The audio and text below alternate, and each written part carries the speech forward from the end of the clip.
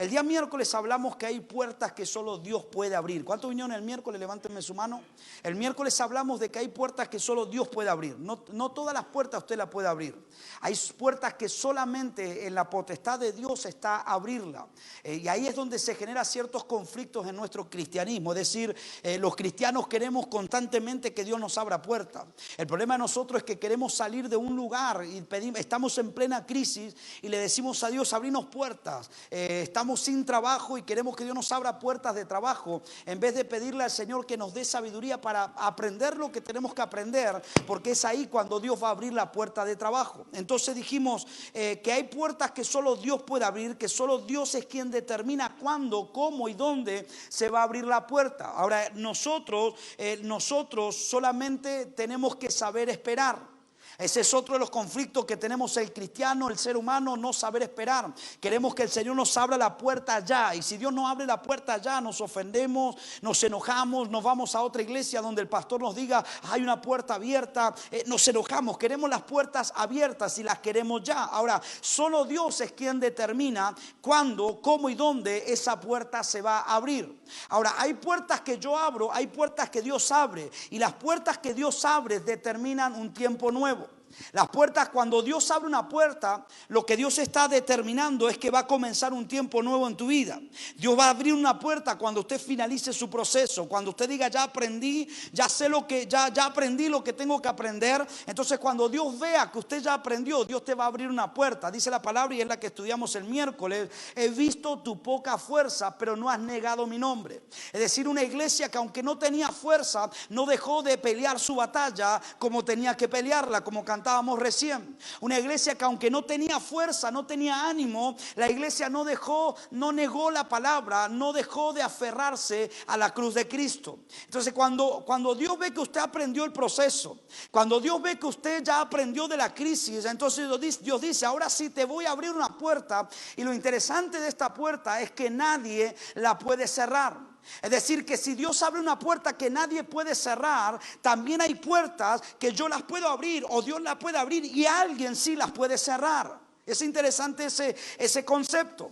Ya voy a hablar de eso. Pero cuando Dios abre una puerta, la puerta abierta de Dios determina un tiempo nuevo. Y a nosotros solo nos resta esperar ese momento de la puerta abierta.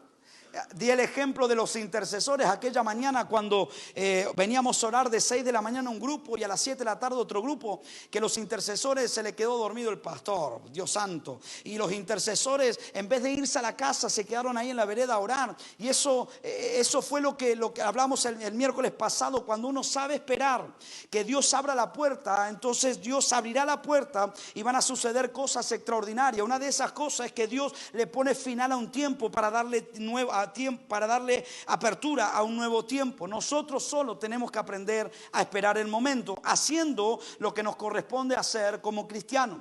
Lo que me corresponde a mí hacer como cristiano es orar, es alabar y es ayunar. Los tres ejes del cristianismo. Adorar. Dice Pablo y Silas estaban en la cárcel y ellos no esperaron a que al carcelero se le cayera la llave para abrir su cadena. Ellos se pusieron a cantar y ellos esperaron que Dios abriera la puerta si Dios consideraba que la puerta tenía que estar abierta. Es decir, tenemos que hacer lo que nos corresponde hacer como cristiano.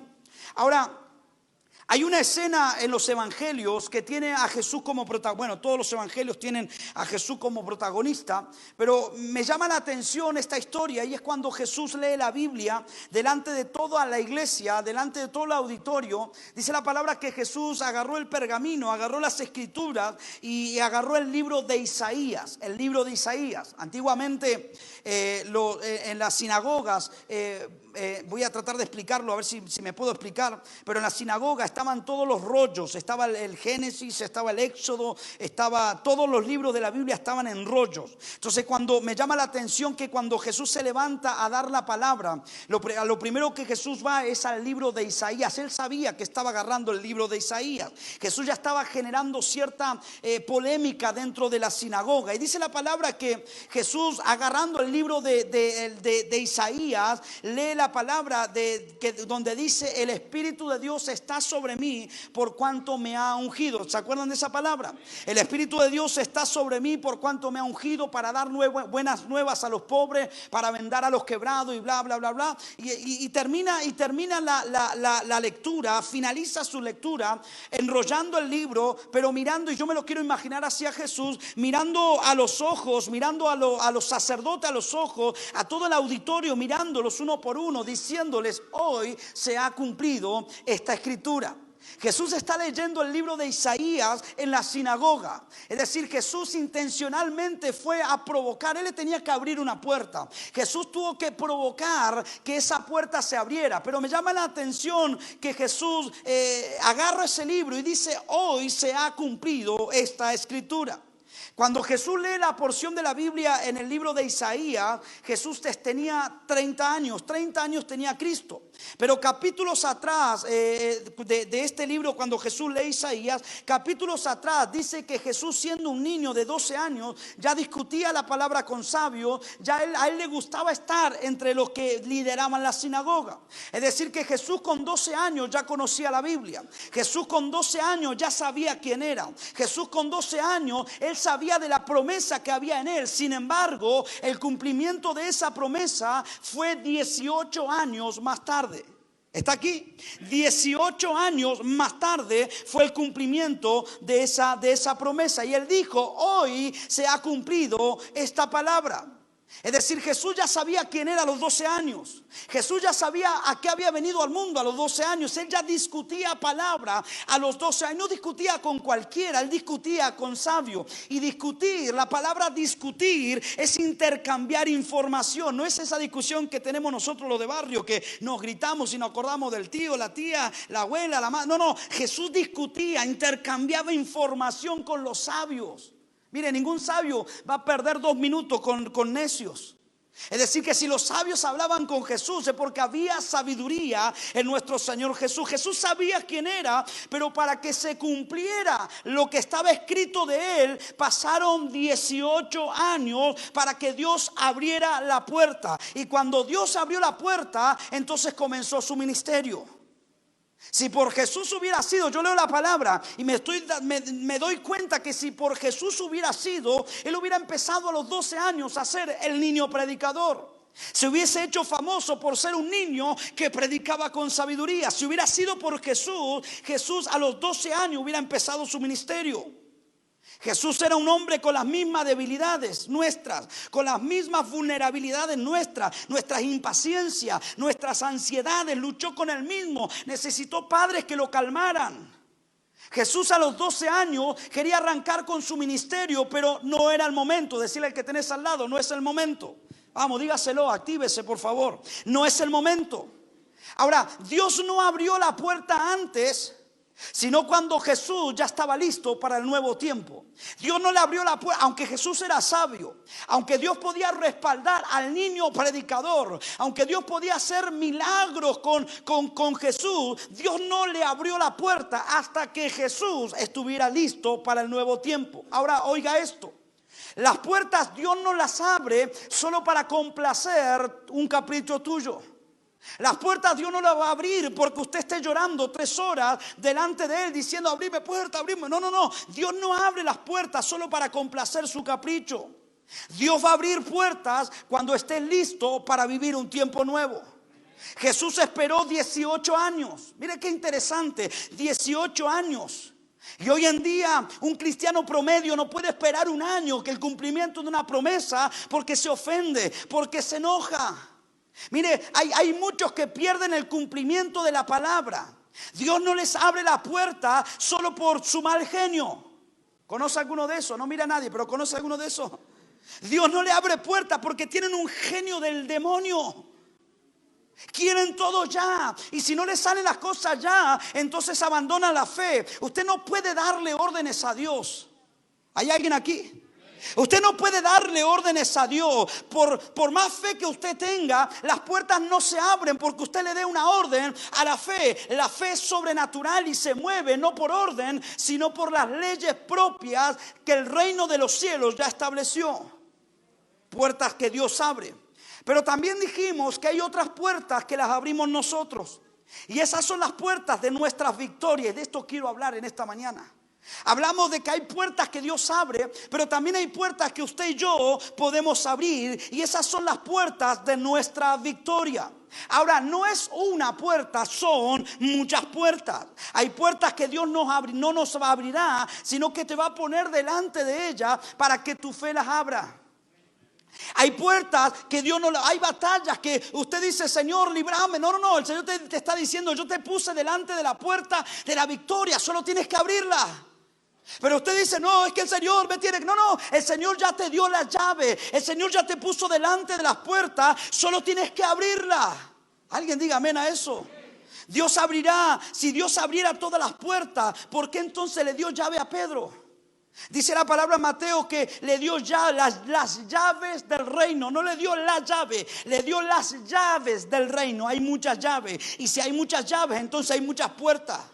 Dios le dio las llaves a la iglesia. Dios le dio las llaves a su cristiano, porque hay muchas puertas que debemos abrirlas nosotros. Y esas puertas son puertas de nuestras victorias. En otras palabras, frente al problema, Dios ya te está regalando la victoria. Frente al problema, Dios ya te está dando la victoria. Alguien tiene que entender que el problema que estás atravesando hoy, tienes la victoria en tus manos. Tienes que atravesar la puerta de la victoria. Alguien tiene que entender que ya la victoria está establecida sobre tu vida, sobre tu ministerio, sobre tu familia. Eres más que victorioso en Cristo. Es decir, frente al problema, Dios ya nos dio la victoria. El problema es que no todos saben cómo alcanzar la victoria. ¿Le ha pasado que usted no ha podido abrir una puerta? Le ha metido llave y no ha podido abrir una puerta. Así pasa en lo espiritual. Hay cristianos que tienen llave, pero no les cuesta horror abrir la puerta. No sé, pero es la misma llave. Pero viene otro con agarra la misma llave y la abre. Y el otro dice, pero ¿cómo? Si yo hice lo mismo y no abrió. Pero viene otro con la misma llave sin hacer tanto escándalo, simplemente poniendo la llave y dando la vuelta, la puerta se abrió. El problema, aunque usted vea la puerta, el problema es que aunque usted sepa que hay una puerta delante suyo, no todos saben cómo alcanzar la victoria. Todos tenemos llaves para abrir las puertas de victoria, pero no todos saben abrir esas puertas. Y esas puertas se abren con una fe perseverante. Mire qué interesante se pone esto. Hay puertas que se van a abrir con una fe, pero perseverante. Los que renuncian son los que jamás verán una victoria. Los que abandonan son los que jamás verán una victoria. Tienen la llave, pero no tienen el valor. Tienen las llaves, pero no tienen la sagacidad. Tienen las llaves, pero no tienen el entusiasmo. Tienen las llaves, pero no tienen el carácter. Cuando Dios es quien abre la puerta, muy pocos te van a ver atravesando esa puerta. Pero porque es algo íntimo entre Dios y usted. Dios le está dando el tiempo a usted, no a la gente que la rodee. Es su tiempo con Dios. Pero cuando es usted quien abre la puerta, cuando es el cristiano el que abre la puerta, los demonios tendrán que ver lo que Dios va a hacer en tu vida. Cuando es usted el que abre la puerta, todos te verán yendo a un nivel superior. Cuando es usted el que abre la puerta, todos te van a ver creciendo. Cuando es usted quien abre la puerta, todos te van a ver avanzando. Los demonios tendrán que ver lo que Dios hará en tu vida. Los que te vieron llorar te van a ver danzar. Los que te vieron desfallecer te verán levantar. Es tiempo de abrir tu puerta. Es momento de tomar tu victoria. Levántate a abrir la puerta. Ponte de pie y abre la puerta de tu victoria. Alguien tiene que decir amén. Diga conmigo, yo tengo las llaves de mi victoria. Quiero compartirles la segunda parte de una palabra a la que titulé puertas. Si usted me acompaña en el libro de Juan, capítulo 2, versos 6 al 10. Juan, capítulo 2, versos 6 al 10. ¿Qué es lo que me dieron? ¿Qué es? ¿Es sopa? Fuera de broma, ¿qué es? Está muy salado. Le echaron sal en vez de azúcar. Perdón. Le echaron sal, sinvergüenzas. Perdónalas, Padre, perdónalas. Y le mandé un trago como que era dulce de miel. Lléveselo, amiguito. La próxima vas a probarlo usted. Déjeme tomar agua porque... Ahora sí. Juan capítulo 2, versos 6 al 10. Dice así. Habían allí un versículo que ya lo prediqué, pero quiero darle otra orientación, por supuesto. Había allí 6 tinajas de piedras para el agua, dispuestas para el rito de la purificación de los judíos. En cada una de ellas cabían 2 o 3 cántaros. Jesús le dijo: llenad de agua estas tinajas. Y las llenaron hasta arriba. Diga conmigo, hasta arriba. Entonces le dijo: sacad ahora un poco y presentadlo al encargado del banquete. Y se lo presentaron. Cuando el encargado del banquete probó el agua hecha vino, sin saber de dónde era, aunque sí sabían los que la servían, llamó al esposo y le dijo: todo hombre sirve primero el buen vino, y cuando han bebido mucho, luego el inferior. Sin embargo, tú has reservado el buen vino para ahora. Dios bendiga esta palabra. Una de las cosas que debemos entender es que si algo tiene lo nuevo de Dios, es que cuando se desata lo nuevo de Dios, se mueve en la plataforma de lo ridículo. Un amén, 2 amén. ¿Quién da más? ¿Quién da más? Cuando Dios dice: te voy a dar un tiempo nuevo, muchos dicen: amén, viene el tiempo nuevo. Lloramos, nos descosemos llorando porque viene el tiempo nuevo. Pero lo que no entendemos o no queremos ver es que ese tiempo nuevo, Dios se quiere mover en la plataforma de lo ridículo. Cada tiempo nuevo que Dios desata está queriendo hacer algo ridículo para confrontar tu propia fe. Diga conmigo, ridículo. Es decir, no estoy hablando de que Él te quiera hacer pasar el ridículo. Estamos hablando de que Dios no nos hará pasar el ridículo, sino de que se moverá en cosas que no vamos a entender mucho. Vamos a comenzar a movernos en cosas que no vamos a entender mucho. El nuevo tiempo de Dios tiene esa cosa gloriosa, que Dios va a hacer. Todo lo que vas a hacer será nuevo. Inclusive los pasos de fe que vas a comenzar a dar serán pasos que te harán sentir ridículamente ofendido. Mire, Eliseo desarrolló cuando Eliseo comenzó su ministerio, dice la palabra que la fe de Eliseo fue puesta en la plataforma de lo ridículo. Mire, yo estoy con Eliseo y estoy viendo que Eliseo está tirando un hacha en el agua para levantar algo del agua, para buscar algo del agua. Y yo cipoleño del barrio Quito, le digo: Eliseo, no sea ridículo. Yo no soportaría ver un cristiano que haga lo que Elías. Si yo hubiese estado ahí en el tiempo de Elías, yo no hubiera soportado que un cristiano evangélico hubiese tirado un hacha para buscar algo. Pero Eliseo escuchó la voz de Dios que le dijo: hazlo. Y Eliseo no dudó, sino que tiró el hacha al agua. Dice la palabra que tiró sal, sanó un agua envenenada echándole sal. Eso es ridículo. Yo estoy ahí y le digo: no, oremos. ¿Para qué tanto yo? Miren, tan ridículo va a ser. Es una locura. Pero sin embargo, Dios lo respaldó. Cuando Eliseo tira el hacha, obtuvo lo que buscaba. Cuando Eliseo pone la sal en el agua, obtuvo lo que buscaba. Dios lo respaldó. El hacha flotó y las aguas fueron sanas. Dios le habla a Moisés por primera vez a través de una zarza. Yo salgo corriendo, por supuesto. Es que una zarza hablando. Una zarza que le dice a Moisés: quítate el calzado de tus pies. Dios le habló en la plataforma de lo ridículo. Pero no solamente a estos héroes de la fe, sino que sigo leyendo la Biblia y Jesús, el primer milagro que hizo Jesús fue un milagro ridículo.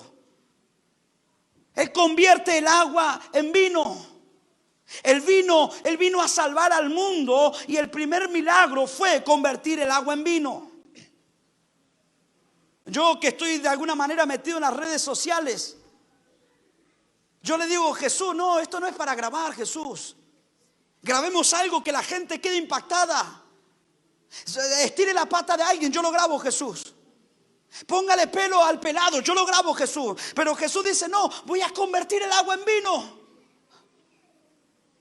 Jesús hace el primer milagro de su historia, un milagro que para mí es ridículo.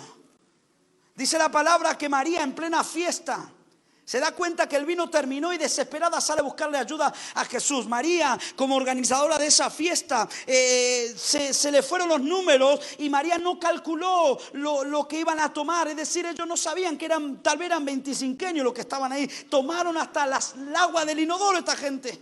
Pero María no calculó que fueron más de lo que ella anotó. Entonces María le dice: Jesús, se terminó el vino. Jesús, necesito que hagas algo. Mire, de esta historia yo saqué 4 predicaciones. María le dice a Jesús: Jesús, se terminó el vino, haz algo. Es decir, mire, María no lo llevó a Jesús porque era el hijo y no sabía dónde dejarlo.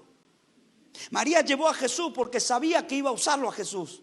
María llevó a Jesús porque sabía que en algún momento iba a hacer algo con Jesús. María llevó a Jesús porque María quería empujarlo a Jesús. A los 12 años lo paró. A los 12 años ella dijo: no vas a hacer nada. Pero cuando llegaron los 30 años, María ya lo tenía que empujar. María ya tenía que promocionarlo. Eso está interesante.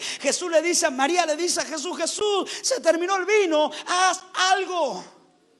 María proyectó una fiesta para 300 personas y cuando éstas se multiplicaron, su cálculo falló, algo salió mal. Algo le salió mal. Es tan real como cuando yo me siento con un matrimonio en conflicto y entre lágrimas ella me dice: pastor, esto no es lo que yo soñé. Pastor, esto no es lo que yo planifiqué. Yo me casé para ser feliz. Yo me casé para estar para toda la vida. Pastor, esto no es lo que yo soñé. Voy a visitar el local de venta de alguien que está en crisis y él con voz quebrada, entrecortada por angustia, me dice: pastor, esto no fue lo que yo proyecté.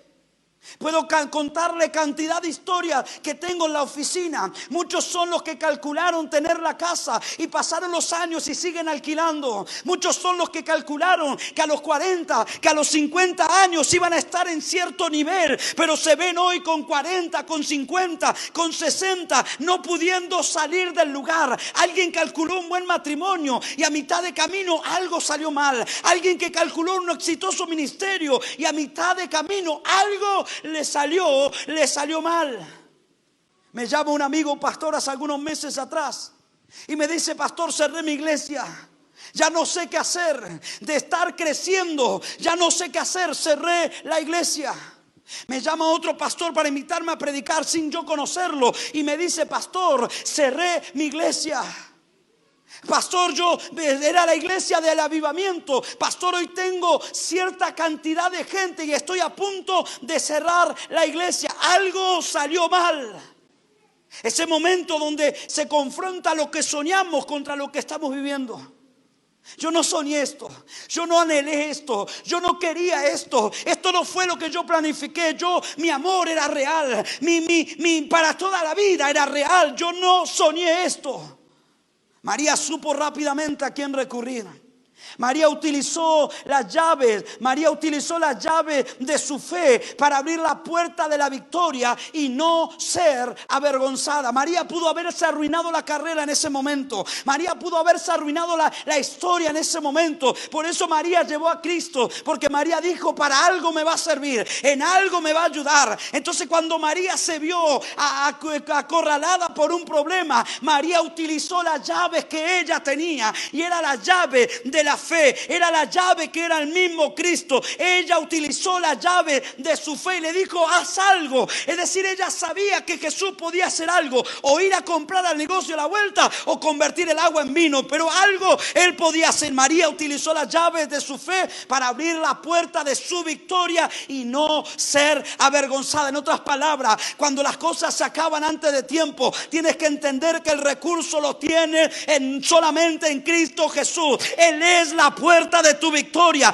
Alejarte de Él van a empeorar las cosas, pero recurrir a Él puede solucionar tu gran problema. Mis queridos hermanos, cuando algo hace falta en casa, cuando algo hace falta en tu persona, solo uno puede cambiar la simpleza y convertirlo en algo necesario, algo que cambie nuestra vida, algo que cambie. Yo le vengo a decir a alguien: este es el momento donde lo único que tiene es a Cristo Jesús delante tuyo, diciéndome: pide, pide, pide, pide, pide, y yo haré lo que estás esperando. Pide y yo voy a hacer lo que estás necesitando.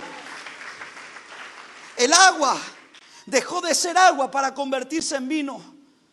En otras palabras, cuando abras las puertas, cuando abras tu puerta, deberás entender, estar seguro de saber que tendrás que hacer cambios. Cuando abras la puerta, tienes que entender de que esa puerta te va a obligar a hacer cambios. Y muchas veces esos cambios serán ridículos.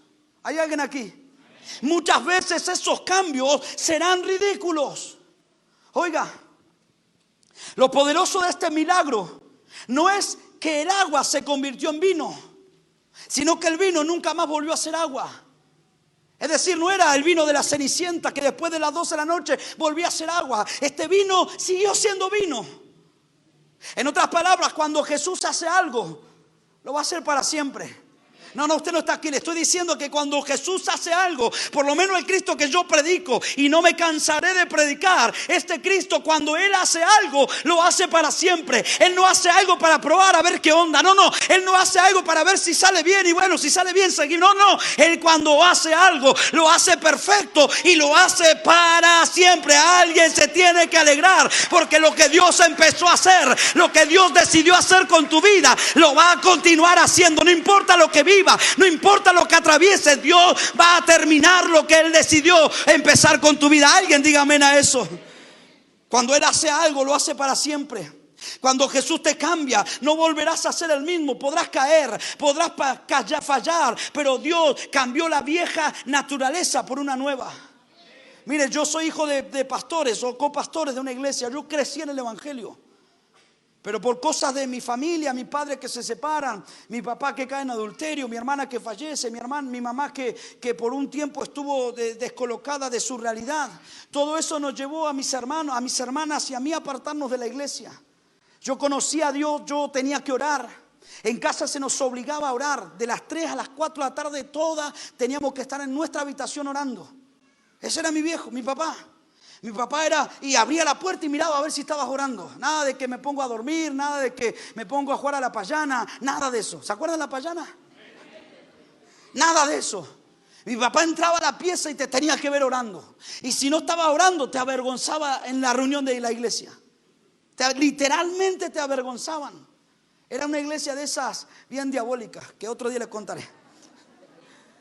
Y mi papá, esa era nuestra. Yo me crecí en el evangelio, pero por esas cosas de la vida, por decisiones infantiles de uno, terminó alejándose. Y en ese alejarme me empecé a encontrar con otros ex cristianos. Y me pasaba, a mí nunca me pasó, a ellos sí le pasaba siempre, que cuando ellos se emborrachaban, yo los miraba, yo sobrio. Cuando ellos se emborrachaban y estábamos alrededor de una fogata, ellos tomando vino, yo tomando agua, por supuesto, ellos se emborrachaban. Luego de sus 2 o 3 cajitas de vino, ellos empezaban a cantar coritos de la iglesia. Ellos empezaban a decir: oh, Dios me ama, y empezaban a cantar coritos de la iglesia. Empezaban cantando la renga, todos esos temas, pero terminábamos cantando canciones. Dios está, y todo abrazado, borracho a las 4 de la mañana, recordando a Dios. Mire, cuando Dios hace algo, cuando Dios comienza el proceso en tu vida, por más que esté donde esté, Dios siempre va a estar con tu vida. Dios siempre va a estar presente. Por más que esté donde esté, Dios siempre te va a estar llamando y te va a estar diciendo: oiga, yo soy la puerta. Puedes salir de este lugar si tan solo abres la puerta. Te puedo sacar de este lugar si tan solo abres la puerta. Cuando Dios hace algo en tu vida, nunca más volverás a ser el mismo. Podrás fallar, podrás caer, pero Dios ya cambió tu vieja naturaleza por una nueva. Y eso va a ser, eso hará siempre, te hará querer volver al origen que es Dios. Siempre te hará caer. De hecho, cuando uno es cristiano, lo dijo Dante Gebel y me gustó y lo voy a decir yo. Cuando uno es cristiano y se aparta, ya no sirve ni para pecar. Porque uno quiere pecar y ya viene la conciencia espiritual a decir: no, eso está mal, eso está mal, eso está mal. Entonces ya no sirve ni para pecar. Es decir, y en algún momento nuestro corazón nos dice: hay que volver. Tenemos que volver. Es decir, nuestra vieja naturaleza es mudada por una nueva, y eso te hará siempre querer volver al origen, que es Dios. Cuando Dios te saca de un lugar, lo hace para que no vuelvas. Decirle al que tenés al lado, no vuelvas. Vamos, dígaselo, no vuelvas. Cuando Dios te transforma el matrimonio, lo hace para que nunca más vuelvas a ser el mismo. Alguien reciba esto.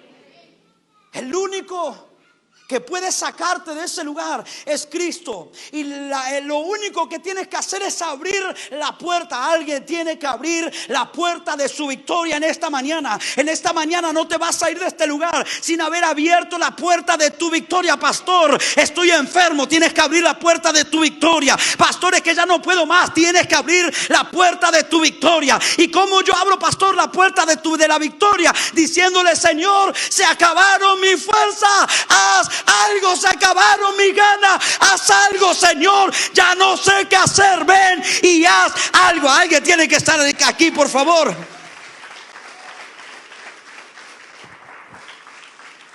Ahora María recurre a Jesús para que le ayude, y Jesús le pide agua.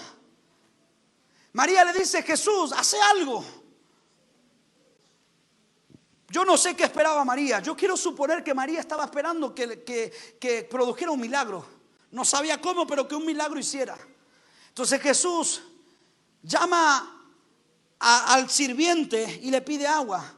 Y le pide el agua esa que se usaban para lavar las manos, para lavarse los pies. Y soltó una palabra sobre el agua, y el agua se convirtió en vino.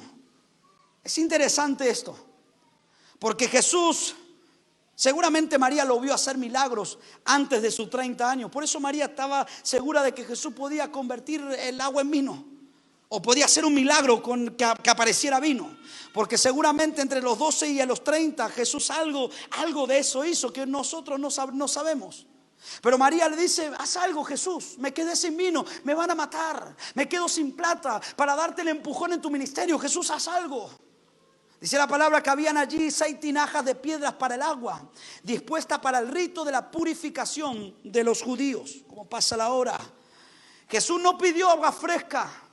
Él no pidió agua mineral. Él dijo: traigan agua. Y la que trajeron era la que usaban para la purificación. Esa agua con la que se lavaban las manos y los pies. Esa era agua de tradicional. No era agua sucia, era agua que estaba allí para lavarse las manos y los pies. Todos metían en el mismo agua las manos, se lavaban, y todos metían en otra fuente los pies y los lavaban. Es decir, era agua que estaba puesta para la purificación. Con esa agua se lavaban. Una cultura de la época era lavarse las manos y los pies, una vieja tradición. Cada vez que se entraba al templo o a una ceremonia, los que iban debían lavarse y luego entrar. No hacerlo equivalía a contaminar el lugar. Quien no se lavara estaba contaminando el lugar. Sus manos y sus pies contaminaban el altar o contaminaban el lugar santo. De alguna manera esa agua les recordaba cuán pecadores eran. La ley los hacía sentir culpables. No podían hacer nada sin purificarse. Si se había convertido en una obsesión enfermiza para la época.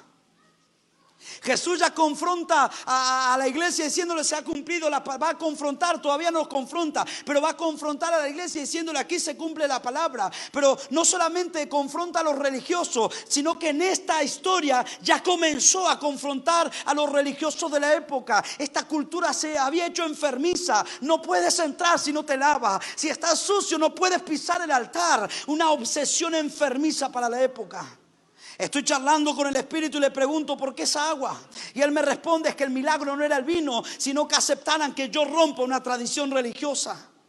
Lo primero que Jesús hace es levantarse contra el sistema religioso. Para Jesús comenzar su ministerio, primero confrontó, desafió lo que sería su gran problema. En otras palabras, hay victorias que van a comenzar cuando dejes que Dios rompa tu estructura. No se trata de lo que quieres, sino de lo que realmente necesitas. No es a tu manera, es a la manera de Dios. Jesús confrontó. Él no dijo: cuando sea el tiempo de Dios yo lo voy a hacer. No, Él a los 12 años, él ya quería cumplir su ministerio. Él no paró, él no renunció. Él esperó a que Dios le abriera la puerta. Y mientras lo hacía, se fue preparando. No dejó de prepararse. Y cuando llegó el momento, vio que tenía un enemigo custodiando su recompensa. Y ese enemigo era la religiosidad. No la religión, sino el religioso. Y lo confrontó. Jesús esperó el momento y actuó. Yo me acuerdo la primera vez cómo comenzó mi ministerio pastoral. Y yo me acuerdo que mi ministerio pastoral comenzó en enero. Mira, hay cosas que yo no recuerdo, pero hay cosas que están muy grabadas en mi corazón. Entonces yo recuerdo que comenzó en el mes de enero y fue por un llamado de quien fue mi pastor Omar en su tiempo.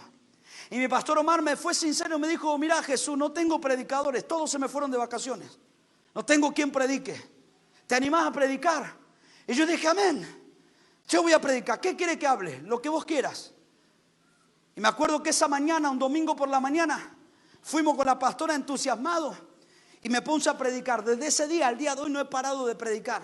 Desde ese día al día de hoy no he dejado de predicar y no he dejado de crecer. Ahora, ¿qué quiero decir con esto? Lo que yo hice fue aprovechar el momento. Yo quería crecer, yo quería avanzar, yo quería el ministerio, yo quería hacer algo con mi vida. Y cuando vino la oportunidad, la aproveché. Pero antes de esa oportunidad me fui preparando. Jesús se fue preparando. Y cuando llegó la oportunidad, la preparó. Y cuando Él tuvo la oportunidad, lo primero que hizo fue confrontar lo que iba a ser su gran gigante por delante. Hay puertas que se abrirán solo cuando vayas a confrontar. Alguien tiene que estar aquí. Hay puertas que se van a abrir solo cuando confronte. Hay puertas que se van a abrir en tu familia cuando te sientes con tu familia a confrontar el problema. Hay puertas que se van a abrir en tu matrimonio cuando te sientes con tu pareja a confrontar el conflicto. Hay puertas que se van a abrir en tu economía, en tu ministerio, cuando te sientes a confrontar lo que te está deteniendo. Alguien se tiene que levantar a confrontar. Alguien se tiene que levantar como guerrero a confrontar lo que está queriendo detener, lo que está queriendo paralizar, lo que está queriendo obstaculizar los planes que Dios tiene con tu vida. Proverbios capítulo 21 dice: el caballo se alista para el día de la batalla, mas Jehová es el que da la victoria. Un cristiano promedio, un cristiano vago diría: si Dios me da la victoria, ¿para qué voy a preparar al caballo? Eso lo dicen los cristianos cómodos. No, es que Dios me da la victoria y esperamos que las puertas se abran solas. No, el Señor dice, yo te voy a dar la victoria, pero primero tienes que preparar tu caballo para la batalla. Es decir, Dios te da la victoria. A Dios le da la victoria a quien primero se preparó para la batalla. El secreto es no dejar de prepararse. Mire, si usted quiere úselo como un principio matrimonial. El secreto para estar siempre atento con él, con ella, es no dejar de prepararse. No dejar de estar siempre listo para él o para ella. No estoy hablando en términos sexuales, por favor. Usted rápido la agarra por ahí. Estoy hablando de prepararse, de alistarse, de estar lindo, de estar linda para ella. Es decir, en la victoria Dios se la da a quien primero se preparó para la batalla. El secreto es no dejar de prepararse. En otras palabras, si usted no se pone en la línea de batalla, Dios no puede llevarte a otro nivel. Si usted no se pone en la línea de batalla, Dios no te va a llevar a otro nivel. Si usted dice: no, pastor, hasta aquí llego, Dios no te va a llevar a otro nivel. Si usted dice: pastor, me cansé, me voy a sentar, Dios no te va a llevar a otro nivel. Dios te va a llevar a otro nivel si primero te paras en la línea de batalla. Ninguna puerta se abrirá mientras estés sentado en el mismo lugar. Mientras estés quieto en el mismo lugar, la puerta que debieras abrir se estará cerrada. Pero tiene que haber un movimiento de fe. Tiene que haber un movimiento de fe. Levántese de la silla y párese en la línea de la batalla. Párese en la línea de la batalla. Alguien tiene que entender: Dios te está llamando para la batalla. Dios te está llamando para la batalla. Alguien diga amén. Sacad ahora un poco y presentarlo al encargado del banquete. Y se lo presentaron. Cuando el encargado del banquete probó el agua hecha vino, sin saber de dónde era, aunque sí lo sabían los sirvientes que habían sacado el agua, llamó al esposo. Mire, Dios no hace milagros por una necesidad. Dios hace algo cuando alguien lo provoca.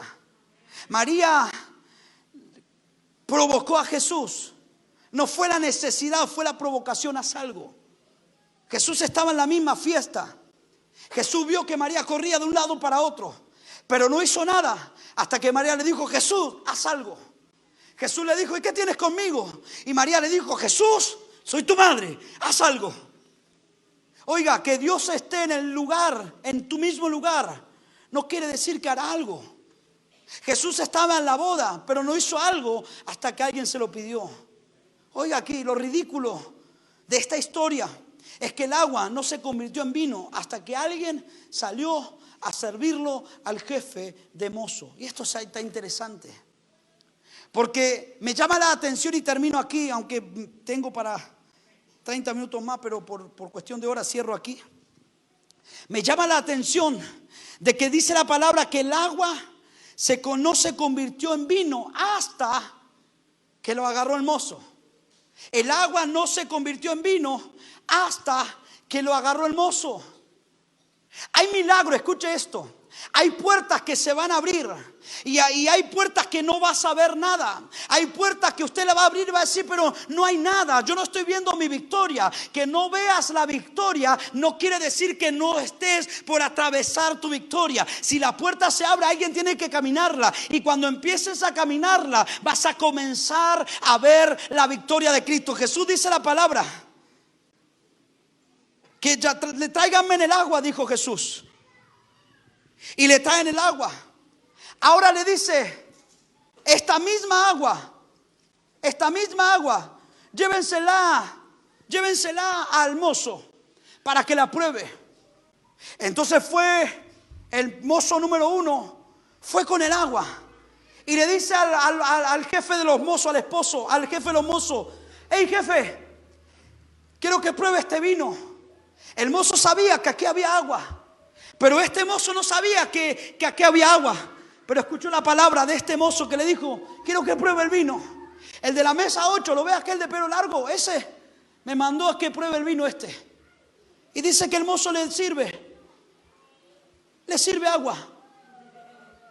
Y cuando el mozo levanta la copa, lo huele, lo toma y dice: hey,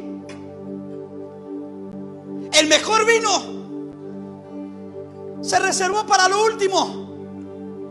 Llama al esposo y le dice: hey, esposo, usted se pasa, es muy bromista usted. Guardó el mejor vino para lo último. Ahora me llama la atención que el mozo que sirvió esta copa la había servido y lo que había era agua. Mire, si yo soy el mozo, yo Jesús López, hubiese sido el mozo, yo vuelvo a insistir: ¿cómo? Agua. Y vuelvo a insistir, y el agua se sigue convirtiendo en vino. Yo no sé qué es lo que usted está esperando. Lo que yo sí sé es lo que Dios me está diciendo: que lo que hoy ves como agua, prepárese, porque va a ser vino dentro suyo. Lo que hoy ves como nada se va a convertir en algo extraordinario. Lo que hoy ves como algo insignificante se va a convertir como algo extraordinario. Dios te va a dar el milagro que estás esperando cuando empieces a caminar. Cuando empieces a caminar, alguien tiene que estar aquí. Alguien tiene que entender que los milagros se van a desatar sobre tu casa.